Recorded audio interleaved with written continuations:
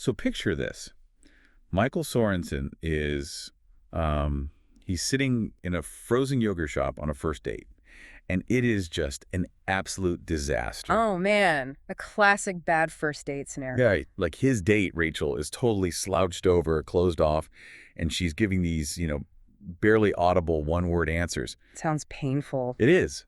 I mean, he tries making small talk, he tries bringing up totally different topics just to keep the conversation afloat, and nothing is working. Yeah. The energy is just dead. Yeah, we've all been there. Exactly. Mm-hmm. So finally, they're in the car driving home, and he asks his standard polite question about her family.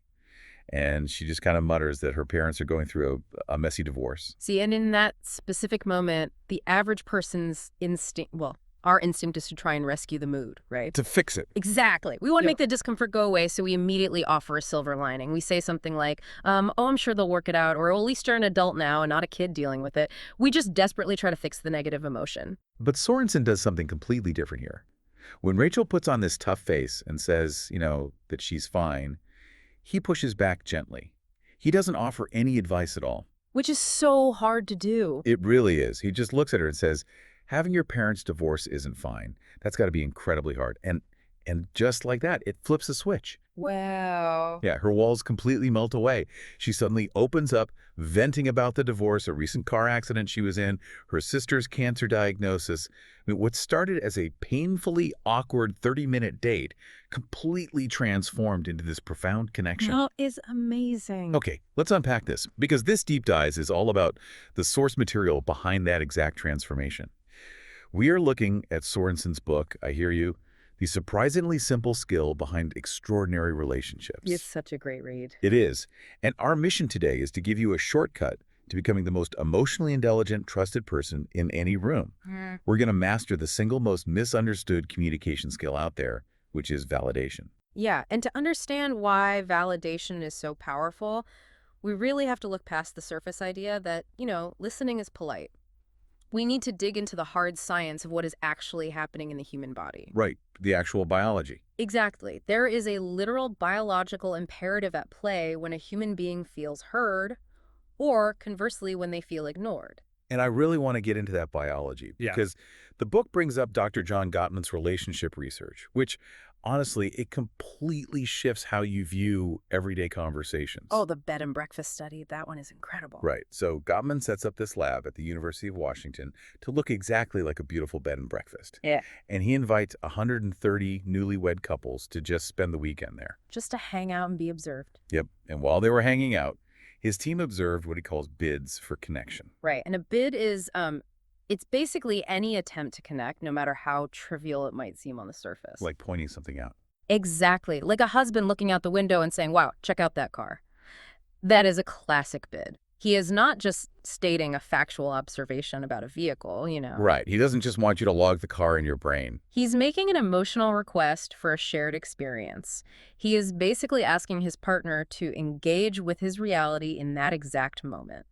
And the follow-up data on those couples is what really gets me. Because 6 years later, Gottman checked in on them. And the couples who had divorced, they responded to or turned toward those little bids only 33% of the time. Wow. But the couples who were still happily married, they turned toward those bids 87% of the time. That is a massive difference. It's huge. But wait, I have to ask. So if my partner points out a bird outside the window and I just kind of grunt because I'm busy sending an email, that's literally predicting divorce. Because that seems like an incredibly harsh metric for a relationship. What's fascinating here is the underlying mechanism of why it predicts divorce. Because these micro-interactions, they are not about the bird and they aren't about the car. Okay, so what are they about? Well, when you ignore a bid or respond passively, you are actually signaling to your partner's autonomic nervous system that they are disconnected from their primary support structure. Oh, wow. Yeah. Evolutionarily speaking, a mammal separated from its pack is in grave danger. So, ignoring a bid biologically elevates your partner's stress levels. It puts them into this low-grade fight-or-flight state. That nervous system impact is perfectly illustrated in another study from 2011 that Sorensen mentions. The math problem one. Yes. Researchers had participants do difficult math problems in their heads, totally without paper. And then they measured the participants' skin conductance levels and their heart rates. which is already stressful enough. Right, doing math in public without paper is my nightmare. So if the participants started getting visibly frustrated, the researchers stepped in with feedback. And one group got an invalidating response. The researcher would say something like, "Whoa, other people weren't this frustrated." Which is just brutal. And for that invalidated group, their stress was prolonged and their heart rates steadily increased. I mean, they felt worse and worse as the test went on. But the other group received a validating response. The researcher would step in and say, "I don't blame you. Completing math problems without pencil and paper is frustrating." Well, a totally different vibe. Exactly. And even though the stress of the math itself was identical, this validated group's heart rate actually decreased. The validation chemically reduced their stress. It's wild. It is. How does merely hearing, "I don't blame you," actually lower a heart rate in the middle of a stressful task? Well, it comes down to cognitive load. When someone invalidates you, your brain suddenly has to perform double duty. What do you mean? You're still trying to solve the complex math problem, right? But now your brain also has to allocate massive resources to defending its own reality. You start thinking, wait, am I crazy? Should this be easy? Is there something wrong with me? Oh, I see. You're fighting the math and the researcher. Exactly. Validation takes the body out of that defensive posture. It removes the cognitive load of having to justify your own emotions, which is what allows your nervous system to regulate and calm down. Okay, if this literally drops our heart rate, we really need to define the actual mechanism here. Because I hear people talk about active listening all the time, but this sounds fundamentally different. It is very different. Like if someone vents to me and I just repeat what they said back to them to show I'm listening, isn't that enough? Not at all. And the author actually shares a great story to highlight this exact difference. He had a classmate in a communication course named Tyler. Oh yeah, the robotic response guy. Yes. So Sorensen calls Tyler up one day feeling incredibly frustrated because he spent 8 hours on a work project only to have the rules changed at the last minute. Which is infuriating. Totally. And Tyler responds like a robotic tech support agent. He says, so let me see if I got this right. You're feeling frustrated right now. You spent 8 hours on a project. Is that right? It's so unnatural. Tyler heard the data, but he completely missed the human being. Exactly. It sounds to me like reflective listening is just pinging back the raw data, but validation is authenticating it. It kind of makes me think of a software firewall. A firewall. Tell me more about that. Well, if the incoming data, even if it's well-intentioned advice, if it doesn't match the required security protocol of validation, the brain's firewall just blocks the data entirely. It just bounces off. That is the absolute perfect way to look at it. You have to pass the security check first, and Sorensen breaks that security protocol down into two distinct elements. Okay, what are they? Step 1 is identifying a specific emotion, and step 2 is offering justification for feeling it. So it's not just saying, I'm sorry you're sad, it's saying, I understand why you are sad, and it makes total sense given what happened. So it's moving from sympathy to empathy. Exactly. This requires stepping completely away from sympathy and moving into real empathy. Which brings up the Brene Brown analogy mentioned in the text. Mm-hmm. She describes someone falling into a dark, deep hole. This is such a powerful image. It really is. Sympathy is standing at the top, looking down into the hole and saying, wow, that looks really bad. Do you want a sandwich? Mm-hmm. You know, you're observing their pain from a totally safe distance. Right. But empathy is actually climbing down into the hole with them, sitting in the dark and saying, I know what it's like down here. You are not alone. This raises an important question, though. Because as much as we genuinely want to climb into the hole with them, we can never experience their exact reality. True. This is why using the phrase, I know exactly how you feel, is so incredibly dangerous in these moments. Look, people hate hearing that. Right. It always sparks an argument like, no, you don't know how I feel. Exactly, because it triggers the firewall. It feels dismissive. Nobody knows exactly how another person feels. I mean, their entire life history, their past traumas, their current physical state, all of that goes into their specific emotional reaction. So claiming you know exactly how they feel actually invalidates the uniqueness of their pain. Yes. Paradoxically, admitting that you don't know how they feel, saying something like, I can't even imagine how hard this must be for you, is a profound form of respect. And that builds instant trust. But if we know that empathy is climbing down into the hole, why is our first instinct almost always to throw a ladder down and yell at them to climb out? Why is human nature so geared toward fixing the problem instead of just sitting there? Well, it's tied to our own emotional regulation. Witnessing someone we care about in pain causes us discomfort. Right, it hurts to see them hurt. Yeah, and we want to fix their problem quickly, not necessarily for their benefit, but to relieve our own anxiety about their pain. This is what we would call the advice trap. Oh. We offer unsolicited advice, or we fall into toxic positivity just to rush them out of the negative state so we can feel better. Toxic positivity being those phrases like, well, at least you still have your health, or don't worry, it'll all work out, or hey, it could be worse. We think we're being so encouraging, but we're actually being incredibly invalidating. Because when you say don't worry, you are essentially telling the person that the emotion they are currently experiencing is factually wrong. You're telling them their reality is broken. And that desire to rush past emotions leads to a massive misconception about validation. People think validation is only for sadness or anger, but we actually invalidate positive emotions all the time, often totally by accident. The book shares this heartbreaking little observation to prove that point. The author is at a fast food restaurant and he sees a dad staring at his smartphone. Oh, this story me. It's so sad. Across the table, his little boy proudly finishes this 3D kids meal puzzle. The boy's eyes light up. He holds it up, beaming with excitement. I mean, it's a massive bid for A connection. huge bid. And the dad, without even looking up from his screen, just mutters, "That's cool." Yeah, that is called a passive constructive response, and it is devastating to social bonds. Really, just saying that's cool is devastating. Research shows that responding to someone's excitement with an obvious lack of interest damages the relationship just as much as an active destructive response. Right. Really? Yeah, it's just as bad as if the dad had actively insulted the puzzle. The brain perceives the apathy as rejection. Here's where it gets really interesting, though. What about when the person is just fundamentally wrong? Oh, this is a great point. Because Sorensen tells a story about his coworker, Jace, who storms into the office furious because another team member was assigned to a big project. And Jace thinks this guy is totally unqualified. He is complaining about the guy's skills, complaining about the company. He's just venting. Does Sorensen have to agree with Jace's assessment of this guy to validate him? Not at all. Agreement and validation are completely different mechanisms. Okay, how so? Well, Sorensen didn't actually think the other employee was unqualified. He could have argued with Jace and defended the company's choice. But he realized that, given the limited information Jace had access to, Jace's frustration made logical sense. Ah, so he validated that specific reality. Exactly. He said, I get why you're concerned. Without hearing all the details, seeing this guy assigned to this project, I'd be concerned too.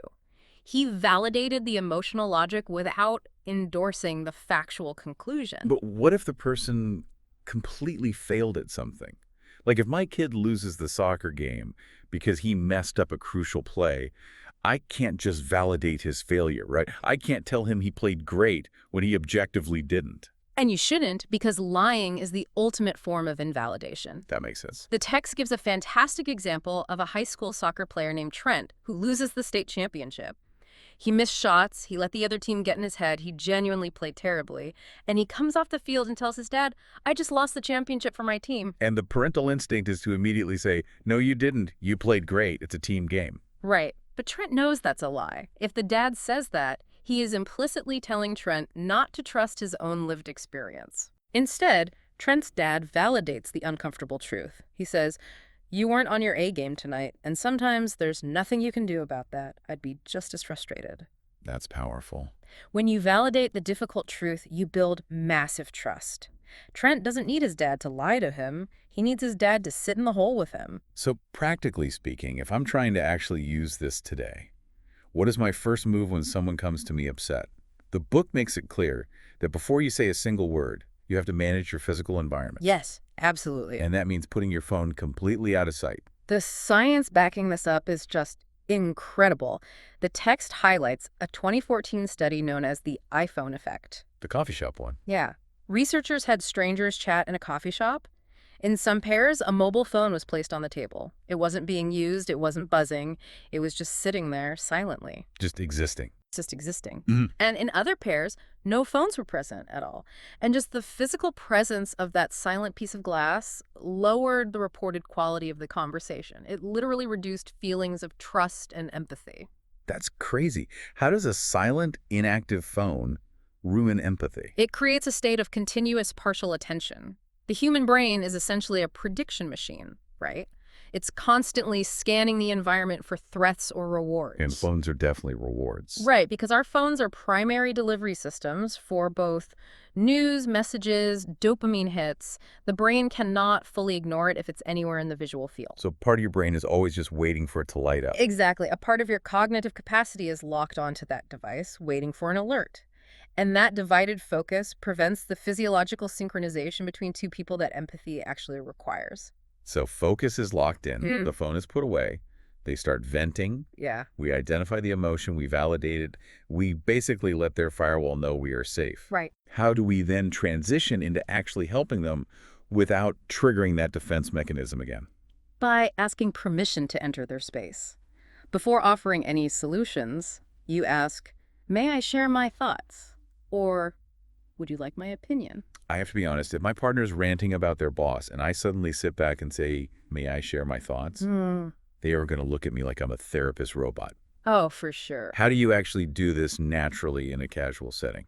Well, you adjust the vocabulary to fit your relationship, but the core principle is preserving their autonomy. You could say something like, "Do you want to brainstorm solutions right now, or do you just need to vent?" Oh, like that. Or, "I have a thought on this, but only if you're in the mood to hear it." It signals that you respect their emotional state enough to let them steer the ship. That makes a lot more sense. Mm. And Sorensen also gives a great tip about the vocabulary we use when we do give that advice. He suggests completely removing the word but from these conversations and replacing it with and. Yes. The word "but" is a linguistic erasure. It essentially deletes the emotional validity of everything that came before it. Think about getting a haircut. If someone says, I like your hair, but, your brain instantly braces for an insult. The validation of I like your hair is just gone. The firewall goes right up. Exactly. But if they say, I like your hair and I think I liked it a little longer, you are still open. You still hear the compliment, but the feedback is attached to it rather than replacing it entirely. It keeps the conversation collaborative. You also want to lead your advice with I statements like "I feel" or "I think," rather than absolute accusations like "you always" or "you never." Nobody likes hearing you always. Never. And once the advice is shared, the final piece of the interaction is recognizing their vulnerability. Closing the conversation with something simple like, "I really appreciate you sharing this with me," cements the safety of the relationship. So let me push back on the outcome here, though. What if you do all of this perfectly? You hide the phone, you listen empathetically, you validate the emotion, you ask permission for advice, you use and instead of but. You nail the execution perfectly. And the person just keeps complaining, they stay angry, they keep talking in circles. What do you do then? If we connect this to the bigger picture, it's vital to remember that validation is a tool for connection. It's not a remote control for other people's brains. That's a good way to put it. Sorensen is very clear about managing expectations. You can offer a perfectly validating environment, but you cannot force someone to accept it or to process their emotions on your specific timeline. So you just let them be. Yeah. If someone is fully entrenched in their own drama, you have to let them be. Your job was to be supportive, not to cure them. It's about offering the connection, not dictating the outcome. And mastering this approach, paying attention, validating the emotion, asking permission, and respecting vulnerability, it really is the ultimate interpersonal life hack. Yep. It diffuses anger and makes you someone people actually trust. But there is one final crucial concept from the text that we have to cover before we wrap up, and that is how we apply this to ourselves. Oh, this is huge. Because we are routinely our own harshest critics. We invalidate our own experiences in ways we would never tolerate from a friend. Sorensen shares this incredibly relatable story to highlight this. He goes to a new, very expensive barbershop, and the guy just butchers his hair. Oh, no. Yeah, it's not what he asked for, he can't style it, and he leaves the shop feeling super self-conscious and frustrated. And immediately, his internal monologue starts invalidating his feelings. Of course it does. He tells himself, it's no big deal, it'll go back, I shouldn't be so vain, no one will even notice. He is basically applying toxic positivity to his own brain. He is telling his nervous system that his feelings of embarrassment and frustration are factually incorrect. And the thing is, it doesn't work. He still feels awful. Yeah. He finally finds some relief when he calls a mentor, explains the situation, and says, I feel stupid for letting this ruin my day. And what does the mentor say? His mentor just validates him. He says, that is so frustrating. It's hard enough you don't like it, but then you have to go to work tomorrow and people are going to ask what happened. Sorensen says just hearing someone acknowledge the reality of the fear completely evaporated it. That makes total sense, because when we invalidate our own emotions with, I shouldn't be upset, we don't destroy the emotion, we just bury it alive. Mm, And it takes massive physiological energy to keep it buried. so true. Self-validation is simply acknowledging that given your circumstances, your reaction makes sense. You say to yourself, I wanted a good haircut, I paid a lot of money, and I got a bad one. It makes sense that I'm embarrassed. And that fixes it. Well, once you allow the brain to accept the reality of the feeling without judgment, it can finally process the emotion and let it pass naturally. So what does this all mean?